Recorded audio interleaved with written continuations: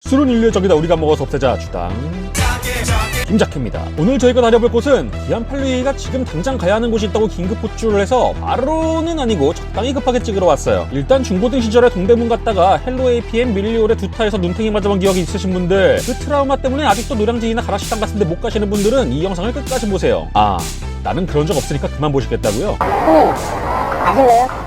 네? 아실 늘 찾아다니던 노포는 아니지만 그래도 절대 실망치 않으실 겁니다. 그리고 노포도 두 군데 있긴 해요. 그러니까 그냥 보라. 일단 동서울터미널에 와 있다는 건 뭐다? 그렇습니다. 또 인천입니다. 인천터미널에 도착하자마자 픽업 나온 기안862의 차를 타고 이동하고 있어요. 조수석에는 성남 사는 동생놈도 와서 타 있습니다. 왼쪽으로 저 멀리 연안부두가 보이네요. 여기서 좌회전을 하면 연안부두인데 저희는 좀 더 직진을 해서 저기 오른쪽에 보이는 고래마켓으로 가고 있습니다. 지난 12월 18일 인천국제수산물타운에 오픈을 해서 아주 따끈따끈하고 프레시한 신상이에요. 참고로 절대 협찬이나 광고 같은 거 아닙니다. 아, 말해놓고 하니까 좀 억울한데? 이정도 대표님, 정 고마우시면 사고입금도 받습니다. 약 500대를 수용할 수 있는 지하주차장이 있고 주차요금은 대충 이 정도인데 엄청난 꿀팁이 있으니까 끝까지 보세요. 저희는 C동 지하에 주차를 했고 1층으로 올라오면 이렇게 널찍하고 쾌적한 휴식 공간이 있습니다. 일반 수산시장의 양념집 비슷한 개념인데 테이블마다 올라오고 있는 증기를 보면 아시겠지만 여기는 찜 전문이라고 보시면 돼요. 테이블 가격도 아주 넉넉하게 떨어져 있고 아주 끔끔히 깔끔히 하네요. 일단 먹을 것부터 사와야 하기 때문에 A동으로 이동하기 전에 화장실부터 다녀옵니다. 역시 신축답게 굉장히 깨끗하네요.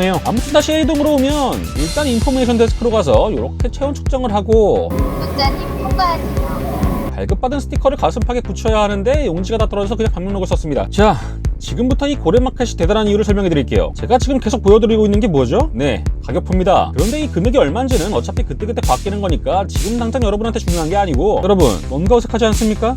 나 노력견에서 가격표 보신 적 있나요? 몇몇 예외적인 곳들을 제외하고는 아마도 없으실 거예요. 이곳은 단순한 수산시장이 아닙니다. 무려 ABC 3개동의 1층 공간을 가진 단일형 수산시장이에요. 쉽게 말해 1층으로 펼쳐놓은 수산물 전문 이마트 같은 거죠. 일반 시장들처럼 개별 점포들이 각기 장사를 하는 게 아니라 각 코너마다 직원분들이 계신 거기 때문에 고객이나 흥정에 대한 피로감 없이 아주 쾌적하게 수산물들을 구경하고 고를 수 있어요. 직원분들께 편하게 질문도 할 수 있고 조개 같은 건 그냥 요거 몇 개 저거 몇 개 소량씩 주문을 해도 전혀 눈치 보이지 않습니다. 이렇게 화로와 해산물 외에 각종 조리 제품들과 포장 상품들도 있고, 원래는 B동도 있는데 청소와 방역을 하고 있어서 못 들어갔네요. B동에서는 선어와 초밥, 장어 등을 취급한다는데 기안862는 저번에 B동에서 홍어를 사 먹었다네요. 아까 미처 못 찍었던 킹크랩이에요. 얼마 전에 킹크랩 파리를 세게 했었다는데 아쉽게도 오늘은 아닙니다. 랍스터나 대게도 가격대별로 보이는데 포장에 가서 드실 분들은 편하고 저렴하게 쪄가시면 되겠죠. 이제 찍는 건 잠시 쉬고 먹을 것 좀 고르러 갈게요. 일단 여기에서만 다 먹고 끝낼 게 아니기 때문에 너무 헤비하지 않게 제철 맞은 숭어 한 마리에다가 해삼 멍게 조금씩, 그리고 평소엔 쓸데없이 비싼 것 같아서 잘 안 먹는 조개들이 다 다양하게 먹어보기로 했어요. 숭어를 한 마리 건져서 이렇게 물고일 틈이 없는 바스켓에 올리는데, 일단 올린 다음엔 멀찍이 떨어지시는 데다가 영상으로는 잘 안 보이지만 바구니 무게까지 다 체크가 되기 때문에 많은 분들이 수산시장을 들어와하시는 이유 중 하나인 어둠의 기준을 당할까봐 신경을 곤두세울 필요가 없습니다. 가격은 마지막에 한 방에 몰아서 보여드릴게요. 멍게는 자연산으로 큰 거 2마리를 했고요. 홍삼도 한 마리에서 계산을 하면 이렇게 회 코너에서 회를 떠주십니다. 얼마냐고요? 당연히 무료죠. 미리 말씀하시면 야채를 제외한 매운탕거리도 제공을 해주시는데 숭어는 흙내가 나서 매운탕으로는 못 먹는다고 하셨어요. 난 숭어 매운탕 먹어본 적 있는데 김작혜 회알못이네 하셨다면 아마 회를 뜨지 않고 내장만 발라서 살코기처럼 끓인 걸 거예요. 숭어 내장엔 뻘이 있어서 회를 뜨고 나면 매운탕거리가 안 남거든요.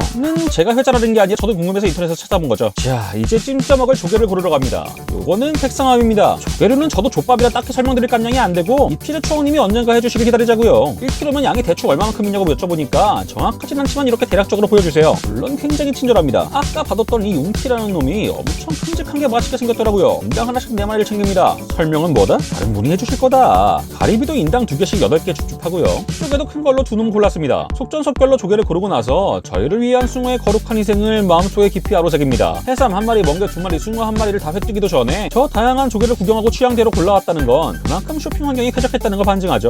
이렇게 포장을 해주시면 이제 요 조개 바구니를 들고 다시 시동으로 이동합니다. 이렇게 찬들이 준비되어 있는데 찜기 설명부터 들어야 한다고 불러서 얼른 뛰어갔습니다. 각 테이블마다 이렇게 자체 개발했다는 찜기가 준비되어 있는데, 보통 수산시장 양념집에 가면 재료는 내가 다 가져왔고 상차림비까지 냈는데 찜기는 또 왜 이렇게 비싼지, 어차피 다 한 소채 넣고 찌는 걸 왜 품목별로 따로 찜기를 받는지 이해할 때도 있잖아요. 근데 여기는 그냥 딱 상차림비 인당 3,000원씩만 내면 양이 얼마나 많든 간에 찜비 걱정은 끝입니다. 이렇게 수증기가 엄청난 기세로 뿜어져 올라와요. 아직은 그래도 좀 쌀쌀해서 괜찮은데 여름엔 꽤나 습할 것 같아서 걱정되기도 하네요. 이 정도 시설이면 어른이 잘 준비해두긴 했겠지만요. 셀프바에서 부지런히 반찬들을 챙겨온 다음에 소주병을 흔들어줍니다. 수증기 회오리, 위하여 첫 번째 조개찜이 다 됐습니다. 5분 정도만 익히면 된댔는데 뭐 굳이 시간을 못 쟀어도 뚜껑 다 열리면 끝난 거죠 뭐. 위하여! 숭어입니다. 살이 아주 단단한 게 저작감이 좋네요. 멍게입니다. 제가 워낙 멍게를 좋아하지만서도 아직 겨울 끄트머리에 걸쳐 있다 보니까 아무래도 좀 쓰긴 쓰네요. 홍삼 아주 큼직합니다. 위하여!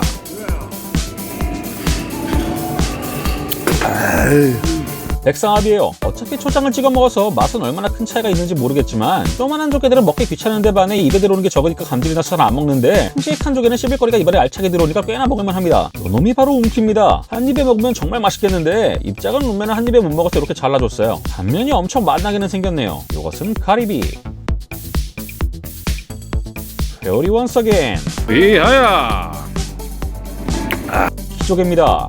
근데 처음이라 좀 오래 익혔더니 많이 질겼어요. 턱이 아프더라고. 아싸 홍삼, 에블바리 홍삼.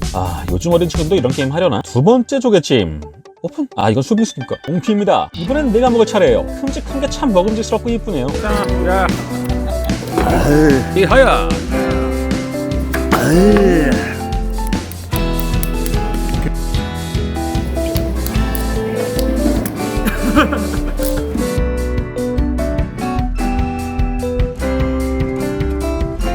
예하야.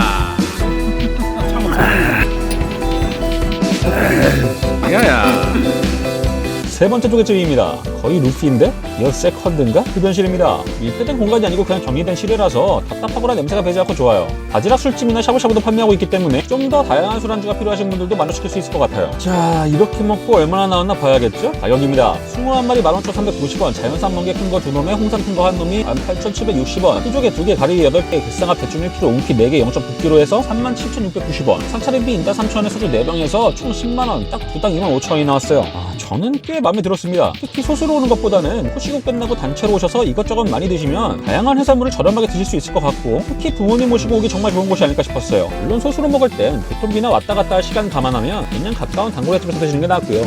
제가 이곳을 칭찬했다고 해서 다른 수산시장들이 별로라고 하는 게 아니에요. 상사가 다 사바사 케바카 아니겠습니까? 기존의 수산시장들도 다 나름의 매력이 있죠. 정리하자면 나는 쌉고수라서 일반 수산시장에 가서도 눈탱이 안 맞고 싸게 먹을 자신이 있다. 나는 내추럴본 네고시에이터라서 흥정은 스포츠고 그 자체도 하나의 경험이자 재미라고 생각한다. 나는 멀리서 와서 해산물 좀 싸게 먹고 여기까지 오기엔 배보다 배꼽이 더 크다. 나는 굳이 발품 팔아 직접 고르고 사는 것보다 그냥 가까운 횟집에서 편하게 먹는 게 좋다. 나는 그냥 기업 항마트가 싫고 이런 건 골목사건 추임이라고 생각한다 하시는 분들은 이곳을 찾으실 필요가 전혀 없습니다. 반면에 나는 김자켓처럼 쫄보라서 눈탱이 맞는 게 무섭다. 나는 김자켓처럼 족밥이라서 회나 해산물을 잘 모르고 김자켓만큼 게을러서 공부까지 해가면서 흥정해놓기도 싫은데 그래도 한 번쯤 내가 먹을 거 직접 골라서 먹어보고 싶다. 나는 김자켓처럼 인천에 올 일이 가끔 있는데 기왕 오는 김에 한 번쯤 들러보고 싶다. 나는 얼리어답터라서 이런 건 남들보다 먼저 가보고 아는 척하는 게 좋다. 나는 김자켓가 가봤으니까 나도 한번 가봐야겠다 하시는 분들은 한 번쯤 들러보시길 추천합니다. 사실 저 같은 경우에는 장모님이 시장에 계셔서 수산시장을 종종 가지만서도 장모님께 인사드리기 전까지는 수산시장을 거의 찾아본 적이 없었거든요. 내가 잘 모르는 미지의 영역에 대한 두려움이나 뭐 기타 여러 가지 이유가 있었겠지만 가장 중요한 건 굳이 발품 팔고 돌아다니면서 흥정하고 고생할 시간에 접근성 좋은 곳에서 술 한잔 더 마시는 게 낫기도 하고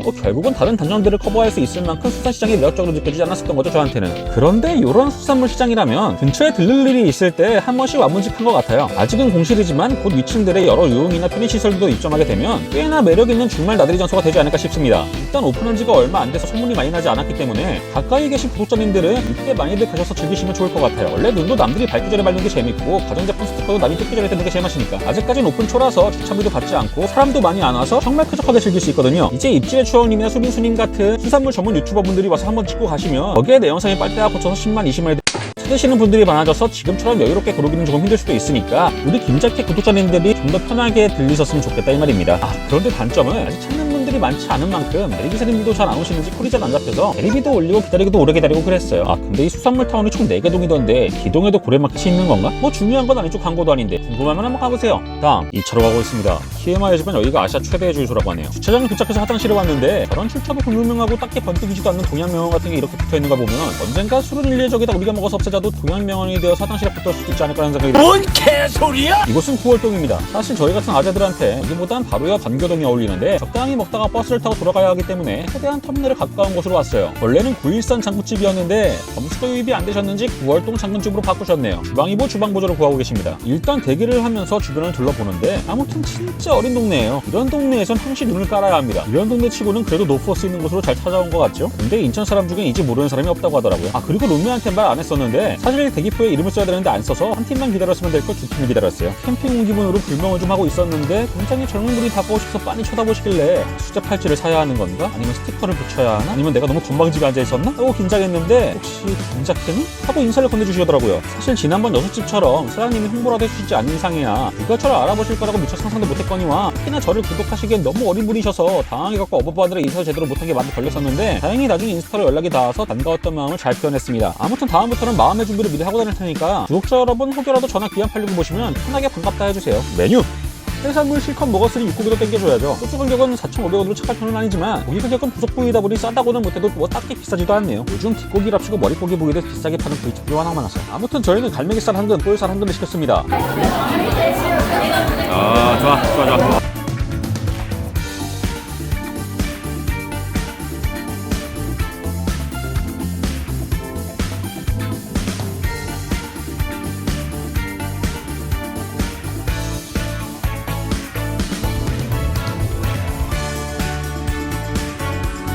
마시는 걸 못 찍은 동안 고기가 나왔습니다. 여기는 그냥 석쇠에 굽고 파는 적당한 크기로 잘라서 반합에 넣어 익히라시네요. 비주얼은 좋아요. 야! 자, 1번 소스 듬뿍 찍어요. 여잔데. 자, 2번 파 올리시죠. 다 올리고 3번 콩나물. 콩나물 이 레시피 갈치 속젓. 아, 이렇게 먹으면 돼요. 양파는 썰지 마세요. 양파는 소스 안 찍고 먹는 거예요. 양념장을 듬뿍 찍고 파와 콩나물을 얹어서 같이 속젓을 조금 올려 먹는 게 공식이랍니다. 양파는 반찬으로 준 거니까 같이 먹지 말라 하셨어요. 이 양념장이 포인트더라고. 고기와는 다르게 짜거나 맵지 않고 적당히 새콤달콤해서 고기를 푹 찍어 먹어도 부담스럽지 않은 맛이에요.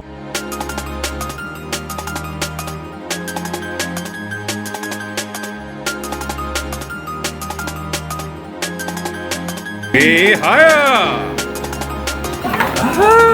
아크릴 칸막이도 있고 방역에 신경을 쓰고 계시네요.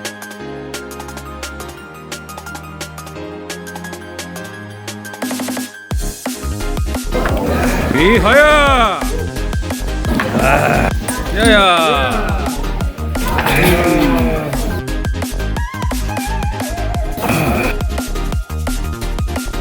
이하야!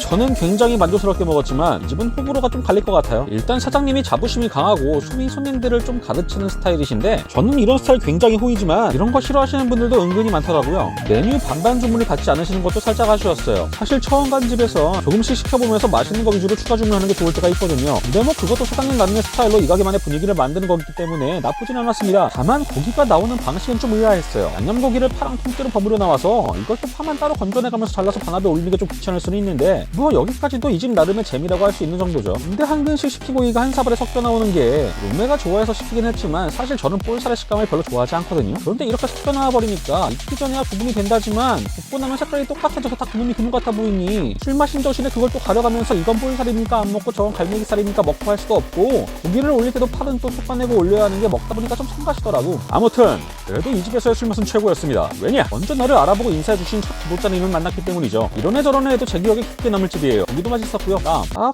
버스 타고 간다 해놓고 어디로 가고 있는 걸까요? 구독자님 만난 게 기분이가 너무 좋아서 그냥 10시까지 먹고 택시를 타든 자고 가든 하기로 했습니다. 여기는 아까 말했던 관교동이에요. 밴댕이 골목으로 유명한 곳인데 아직은 밴댕이철은 아니라서 그냥 곱창전골이나 먹으러 가기로 했어요. 그런데 제가 가끔씩 안주를 잘 안 먹는 몹쓸 버릇이 있는데 하필 이날 그러는 바람에 3차에서 뭘 먹지도 않아가지고 리뷰하고 뭐가 할 게 없네요. 아침 이때부턴 또 술이나 퍼붓느라 영상도 별로 안 찍어서 그냥 패스하겠습니다. 그냥 기안 팔리기가 종종 오는 집이랬고 오래된 집인데 간판을 바꿔서 그 느낌이 안 산대요. 아침 한라 한라산을 팔아서 제가 더 신나게 내릴 것 같은데 여기서 10시까지 먹는 다음에 성남 동생은 어머니한테 전화가 와서 급히 택시를 잡았다고 들어갔고 저는 룸메랑 숙소를 잡아서 캔맥 조금 더 먹다가 잤습니다. 남겨놓으면 나중에 밴댕이철에 다시 한번 와서 제대로 보여드릴게요. 사실 어울리지도 않는 9월동보단 이 골목이 찐맛집이 훨씬 많거든요. 아침이 밝았습니다. 시민들은 고개를 들어주십시오. 해장을 위해 또 부지런히 달려가고 있는 곳은 워낙에 유명한 중식집이 많은 인천 바닥에서도 고추짬뽕으로 여러 사람 줄 세운다는 화상노포 옥락반점입니다. 11시 오픈인데 11시 15분에 줄 상황이에요. 뭐 그래도 요리보다는 식사로 유명한 집이기 때문에 음식이 한 바퀴만 딱 돌고 나면 테이블 회전은 빠르겠지 싶어요. 저희는 25분 정도 기다리고 들어갔습니다. 메뉴!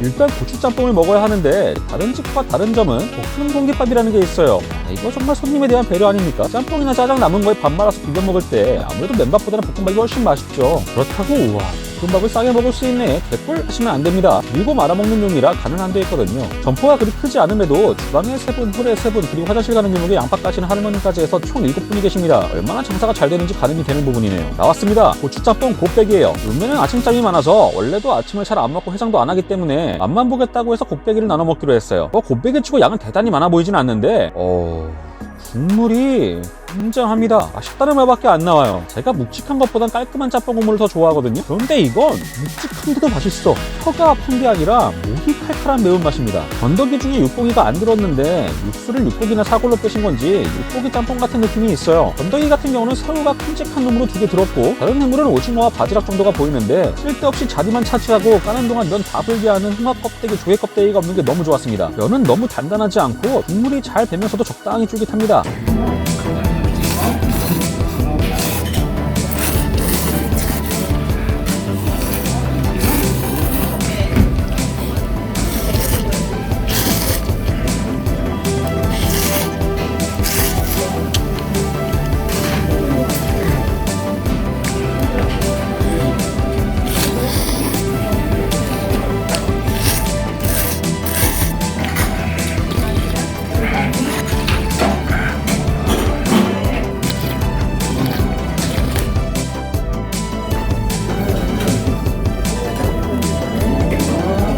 면을 어느 정도 먹어서 공간을 만들었으면 볶음밥을 조금씩 말아서 같이 먹어줄게요.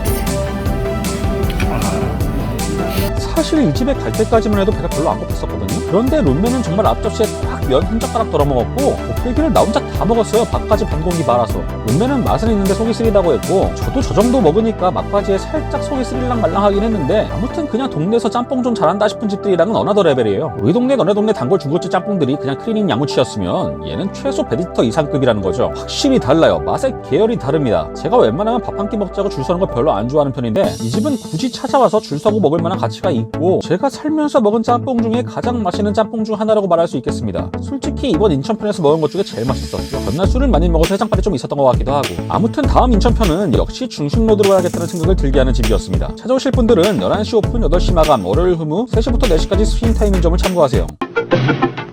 자, 오늘 저와 함께 달려본 인천은 어떠셨나요? 긴 영상 봐주셔서 감사드리고 나는 긴 영상 편집하느라 수고했고 그럼에도 불구하고 늘 술값도 안 나오지만 동정은 됐다고. 댓글 따봉 구독으로 부탁드리고요. 인스타도 같이 하고 있으니까 거기 자기 시간 있으면 인스타도 팔로우 좀 한번 하고 가시죠. 저는 다음 영상으로 다시 돌아올 것을 약속드리면서 인사드릴게요. 또 포드리 당신과 함께 하기를 May the Force with you. 한 편의 비디오, 사람의 미래를 바꿔 놓을 수도 있습니다.